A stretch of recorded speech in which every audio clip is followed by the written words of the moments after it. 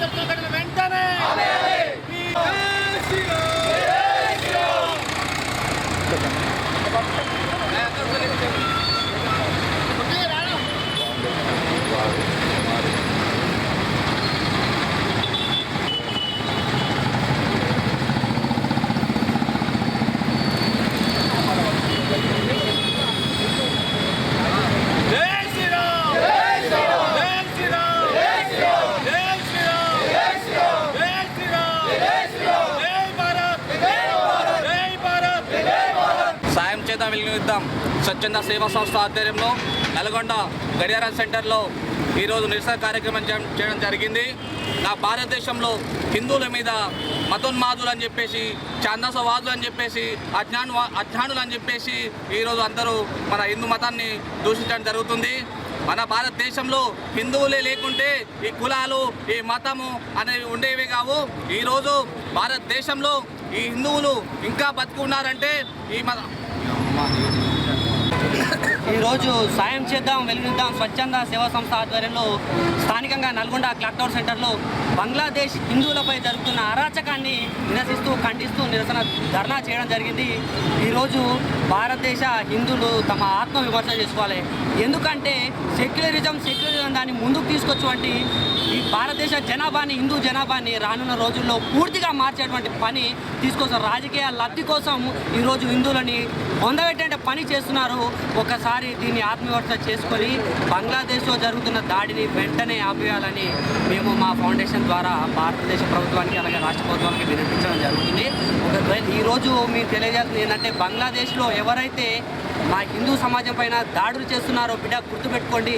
మా ఎడమకాలు చెప్పు విరిస్తే కుప్పలు జరుపుని దేశం బిడ్డ గుర్తుపెట్టుకోవాలి. మేము ఆలోచనతో తీసుకునే నిర్ణయాలు అప్పటి వరకే మీ ఆటలు సాగుతాయి.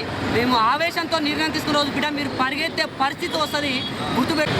భారతదేశంలో హిందువులని మతస్థులు, మతోన్మాదులు, ఛందసవాదులు, అజ్ఞానం చెప్పేసి అంటున్నారు. మరి మసీదులకు వెళ్ళేటోళ్ళని, చర్చిలకు వెళ్ళేటోళ్ళని మరి వాళ్ళని ఏమంటారు? మతం పేరుతో చెప్పి మారణకాన్ని సృష్టిస్తున్న మతాలను మేము ఏమని చెప్పాలి? మతం పేరుతోటి మనుషుల ప్రాణాలు తీస్తున్న ఈ మతాలని మీరు ఏమంటారో అది మీకే వదిలేస్తున్నాము. ఈ భారతదేశంలో హిందూ మతం అనేది లేకుంటే ఈ ముస్లిం మతమైన, క్రిస్టియన్ మతమైన చెప్పేసి ఈ స్వేచ్ఛగా జీవించేవి కాదు. నా భారతదేశంలో, బంగ్లాదేశంలో మన హిందువులపై జరుగుతున్న ఘటనలు చూస్తుంటే ఈరోజు చాలా బాధాకరంగా ఉన్నది. దీపక్ చంద్రదాస్ అనే యువకుడిని అత్యంత కిరాతకంగా మతోన్మాదులు మతం పేరుతో ఈరోజు అమానుషంగా కొట్టి చంపి నడి రోడ్డుపై కాల్చి చంపేయడం జరిగింది. అయినా అక్కడి ప్రభుత్వం, బంగ్లాదేశ్ ప్రభుత్వం వాళ్ళకి ఇంతవరకు కఠినంగా శిక్షించడం లేదు. ఆ దేశంలో ఉగ్రవాదులు, తీవ్రవాదులు ఎంతోమంది వచ్చి అమాయకమైన నా ప్రజల్ని కుల, మత, లింగ, వర్ణ భేదం లేక ఇంత మారణహోమం సృష్టిస్తున్న ఈ మతోన్మాదుల్ని తీవ్రంగా ఖండించాలి.